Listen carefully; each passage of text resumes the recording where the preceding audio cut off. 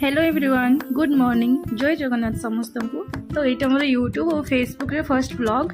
ये मोर morning drinks थिला alkaline water, then मु किछि ड्राई फ्रूट्स ब्रेकफास्ट रे स्प्राउट, देन मु पूजा सारी माने गाधे पूजा सारी रोसे सारी खाई की सोई पड़ली भूली भूली वीडियो करजाको। आ इवनिंग रे वॉक करके आसी रोसे स्टार्ट करी। एटा भी मु खाइतिली।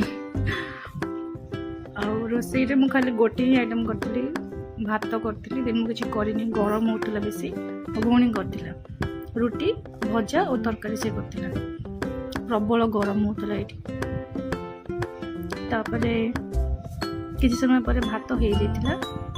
देन हाइड्रेशन पे पानी पीती और स्टाइल मारती। नेल रिमूव करी आउ नेल पॉलिश लगे कहीं काली अक्षय तृतीया अच्छी सजबाज हो पूजा करी।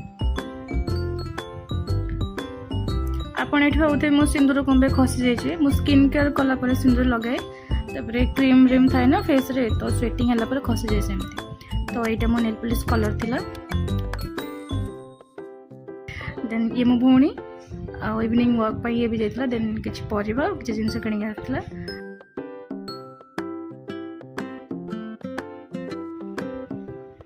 तापरे मु ताको एठी कहूची आ से कौन कौन रोसई करबो, भजा आ गोटे मिक्स तरकारी से करथिला और रुटी भी।